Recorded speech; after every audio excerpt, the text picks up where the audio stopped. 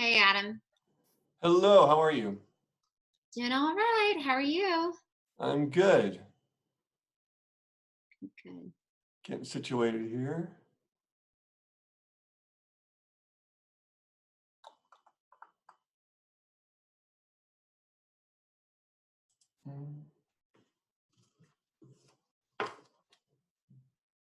Apologize ahead of time if there's some dog noise. Oh, no problem. I'm used to it with all the Zooms now. Different Zooms going on in different rooms of my house. It's one of those kind of days. Yeah, I feel ya. At least we made it to Friday. Hi, how are you?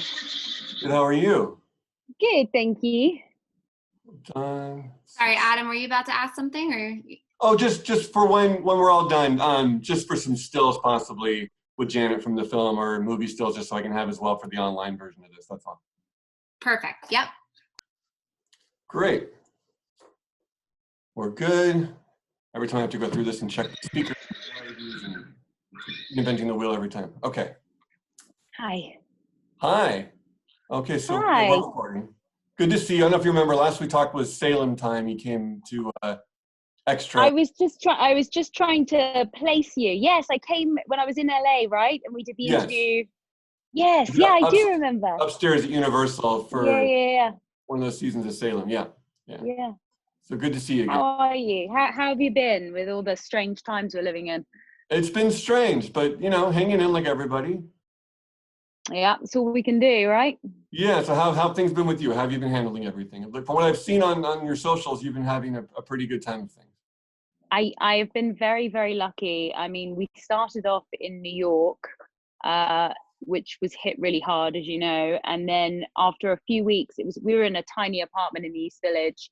One of my dear friends who lives out in California, she has a guest house. So she was like, come out here. There's loads of things for Sunday to do. There's a farm at the bottom of the driveway. So we came out here and we've been here we thought it would be like a month. We came with 2 suitcases and we've been here for like 4 months. So yeah.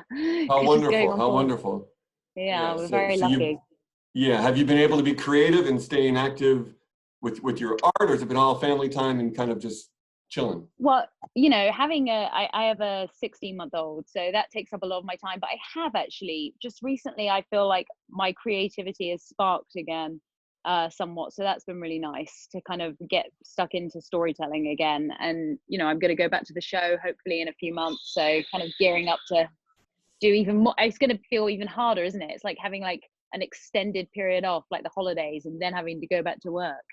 That's a whole nother thing, right? Exactly. Yeah, and talk about that show, because since we talked last, your world has kind of blown up, and you've obviously done well, and Amsterdam has just kind of taken off. How has your life changed since the success of that show? I would say I'm very lucky in some ways that my job is quite separate from my life, and not many actors get that opportunity, and who knows if that will always be the case for me. But people tend to look at me like they know me, but they can't place me. And I do tend to look different. I'm speaking with a different accent. I'm American in the show, so I think that I like to dye my hair a lot, change it up. I don't know, maybe that's why. But I feel like my life feels the same, except for, I've had a baby and I got married. So those are pretty big things. But yeah, I'd say my life feels the same, just better and fuller. Right. And this movie now, Retaliation, this was shot before these things happened, right? This has been a while. So talk about where you were at the time, that your place in your life that made you want to be part of this movie. What was going on then that this movie was appealing? It's so well done. You're so great in this. What was it about this film that appealed to you? Well, I was really being choosy with my time off from Salem, because I really wanted to do something that I felt was meaningful, rather than, I was like, I'm on a show. I don't need to just take a job for the money. And nobody takes an indie for the money, because there is no money. But I read this script and they said that an actress had dropped out. So it would like to be to fly to London in the next week. They sent me the director's first movie that they did that had won a bunch of awards, and I was like, wow, this is really interesting. I really love these guys. I did a self-tape. I then FaceTimed or Skyped with the directors, and it all happened really quickly. And all of a sudden I was like starring in a movie with Orlando Bloom. So it was very exciting.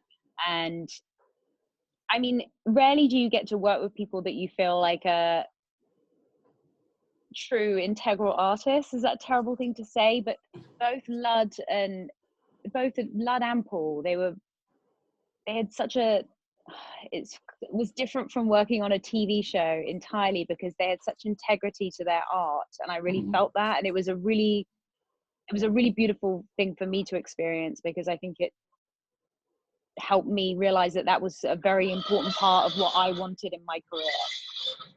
Especially for such a serious, important, somber piece, it'd be nice to have people that are, as you described, because I'm sure this was tough in lots of ways to get to these certain places you had to go.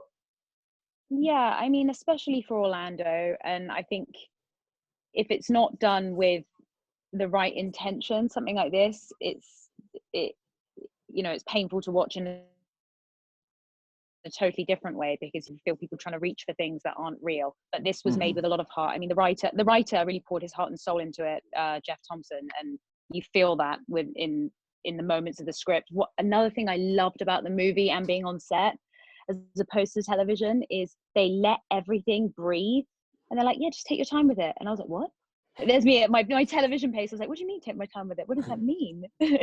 Oh my God. And then I watched the movie and I was like, this is, more is said in life in the moments where you're not saying anything than you're saying it, and I felt that in the movie. There are those quiet moments, and your work is so great, and Orlando's work is so great. Those moments where you guys are just looking at each other, or you're waiting for him to speak, and that's just so well done. Those certain scenes, because there's a number of those, and you both are excellent during those moments. Yeah. I mean, I felt working with Orlando, he was coming at it from a very different place from me, because he had a very different career from me.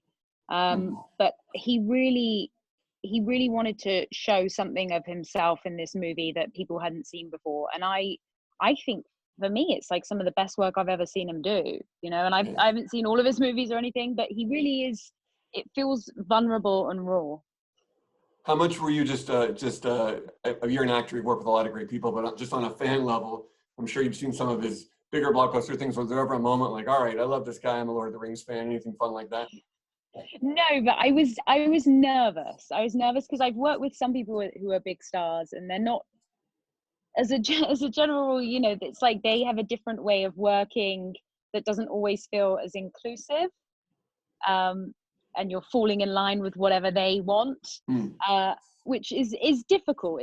It's a new skill that I'm acquiring, I suppose. Yeah. Talk about, these are some somber, tough scenes you have to do. What were you two like offset? Were there moments of levity? Were you able to have fun? Was it a night at the pub afterwards where everyone kind of let their guard down, or were you in that place during the whole shoot?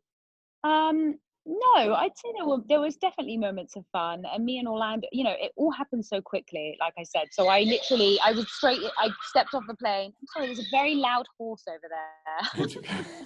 He keeps interrupting my interview. But no, I felt like it was all like systems go, but the vibe on set, and this happens more in England and especially in indies, is we're all making something together. And so everyone's opinion is valid, and that's how it should be. If you're bringing like a great costume designer, a great makeup artist, everyone's opinion should matter. It's not like on one person. All of it needs to work to create the right content, What do you hope audiences take away from this story? Well, I'm so glad the movie's coming out, because a few people who I wanted to see it, when I first got sent a cut of it a year or two ago, I showed it to them, and they'd been through child abuse or similar situations to the Orlando character, and I felt like from what they said, it was a really important movie for them to see. And for me, I feel like it's important for everyone to realize the characters around this person. What is the saying? You don't know what someone's going through. I think there's so much of that in this movie, that people have had things happen to them in the past, that it's not who they truly are. But when you've been hurt in that way, especially as a child, it can have such an impact around your life, especially when someone hasn't believed you, or someone who's in a position of power. And for me, I just thought it was a really powerful movie, and the story of what Malky goes through, it's unfortunately too familiar of a story for a lot of people. Of course. What's it like for you as an actor when people reach out to you after they see a performance of yours and see a film and they're touched in that type of way? I'm sure you've had that experience. And what's that like to incredibly uncomfortable for me, because I'm very English. I can't take a compliment, and I don't know, even if someone recognizes me or they say, oh, I love your work in this, I want to give them something. I think that's it. And I don't know what. I'm like, thank you. Do you want a selfie? Like, I don't know what, you know what I mean? I'm like, I fall into the danger of either being like, come sit with me, and like, or get in my car and let's drive together. And then I'm like, why am I doing this? So I feel like I do get a little uncomfortable. I need to get better at that, because obviously it could be a lot worse. People could be coming up to me saying, I hate you in that, you ruined that for me. That would be a lot worse. Yes, of course. Hopefully that doesn't happen. Yeah. And then after doing a film like this, I know it seemed like you were still doing Salem, but was there a sense of trying to lighten it up? I know you did some comedy things along the way too. Does the pendulum have to swing the other way, or can you stay in this place for a while as an actor?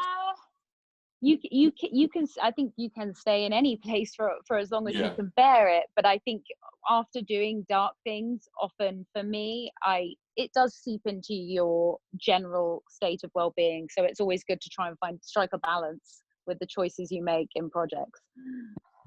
What are your hopes and dreams as you come out of this time for other projects and things to balance at New Amsterdam? Do you have I'm sure you have things in the works, and you have time to have meetings and Zoom meetings and get things going.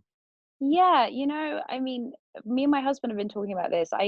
I've always loved storytelling, but I guess at the moment I'm trying to think of how the world is changing and how that's what the next step for storytelling is, because it's all changing. And my nephews who are teenagers, they don't want to watch anything that's over like 35 minutes long. They're like, that's where, and none of us can concentrate in the same way. So for me, it's about telling stories in a different way now. I don't know how that looks, but that's what I'm trying to explore right now.